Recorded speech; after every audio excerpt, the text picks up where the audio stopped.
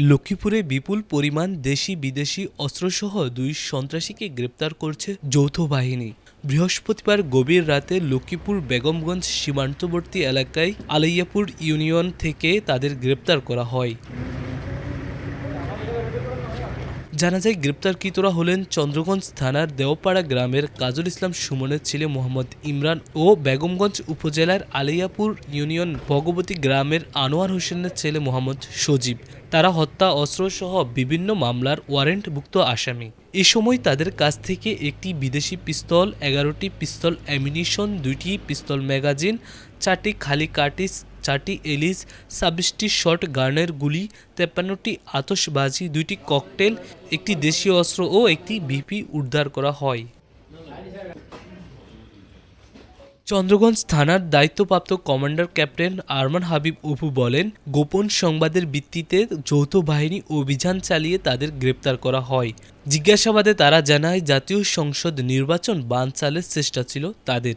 একটি সুন্দর নির্বাচন জাতিকে উপহার দিতে এসব অভিযান অব্যাহত থাকবে বলে জানান তিনি। গোয়েন্দা তথ্যের ভিত্তিতে আজকে আমাদের যৌথ বাহিনীর যে অভিযানটা পরিচালনা করা হয়, এটাতে আমাদের সেনাবাহিনীর চন্দ্রগঞ্জ আর্মি ক্যাম্প এবং একই সাথে র্যাব ১১ টিম এর যৌথ পরিচালনায় আমাদের এই অপারেশনটি এটা পরিচালনা করা হয়। ঠিক আছে, তো আপনারা দেখতেই পাচ্ছেন এই অস্ত্র যে অভিযানটা আমরা করেছি, মূলত আমাদের উদ্দেশ্য ছিল হচ্ছে যে আমাদের জাতীয় যে সংসদ নির্বাচন আছে, আমরা আমাদের জনগণকে একটা সুষ্ঠু এবং শান্তিপূর্ণ নির্বাচন উপহার দিতে চাই।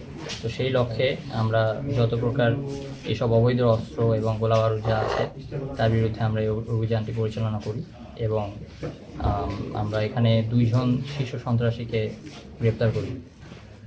আর একই সাথে যে সমস্ত জিনিসগুলো আমরা অভিযান থেকে রিকভার করতে পেরেছি, তার মধ্যে একটি বিদেশি পিস্তল এবং এছাড়াও কিছু দেশীয় অস্ত্র রয়েছে। তাছাড়াও তাদের সাথে কথা বলে পরবর্তীতে আমরা জানতে পারি যে তাদের একটি পরিকল্পনা ছিল নির্বাচনকে কেন্দ্র করে, নির্বাচন বানচাল করার ব্যাপারে তাদের একটি বড় পরিকল্পনা ছিল এবং যাকে কেন্দ্র করেই তাদের এই বিরুদ্ধে অভিযানটি পরিচালনা করা হয়।